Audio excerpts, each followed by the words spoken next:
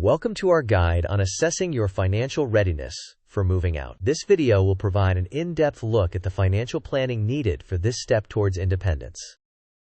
In today's video, we'll start by talking about the key considerations when thinking about moving out, assess your current financial state, estimate potential new expenses, and build a budget. We'll also emphasize the importance of an emergency fund, and finally, conclude with suggestions for your final decision.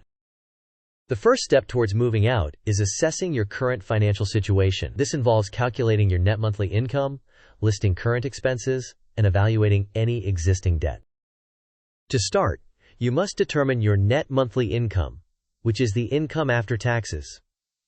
Many people make the mistake of miscalculating this figure. To avoid this, you can use a reliable payroll calculator or directly refer to your pay stubs for the most accurate estimation.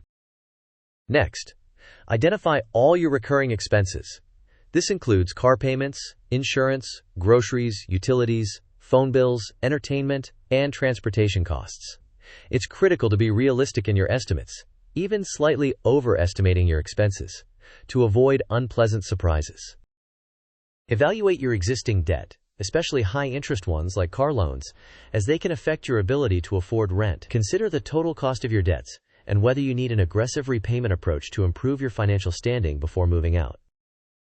Now let's have a quick quiz. Which of the following should you consider when calculating your monthly income? Is it A, gross income, B, net income, C, income after expenses, or D, both A and B? You may pause the video now to think about the answer. We will discuss the answer in the next section of the video. The correct answer is B, net income. Net income provides an accurate representation of what you have available to spend after taxes, and should always be used for budgeting purposes. Once you're clear about your current financial state, the next step is to estimate potential new expenses related to living independently. This section is essential for understanding how much your new living situation could cost, and whether it fits your budget. Start by researching rental costs thoroughly. Check online listings or real estate sites to get an idea of average rental costs in your area. Pay attention to factors like location, amenities, and apartment size. Use this information to set a reasonable budget for rent. Beyond rent, there are other living costs to factor in. These include a security deposit, first month's rent, renter's insurance, and furnishing costs. Don't forget about utilities like electricity or gas, which can vary significantly based on location and consumption. Now that you've estimated your potential new expenses, it's time to create an effective budget. This section will discuss the 50-30-20 rule as a potential budgeting system to help you sustain independent living. Consider using the 50-30-20 budgeting rule.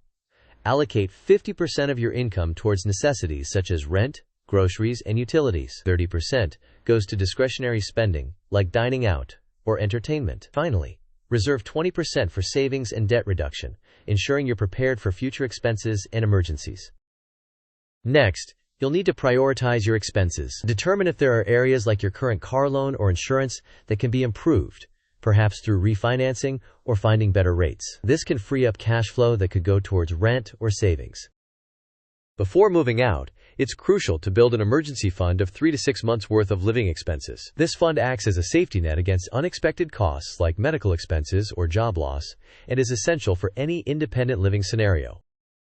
Decision time.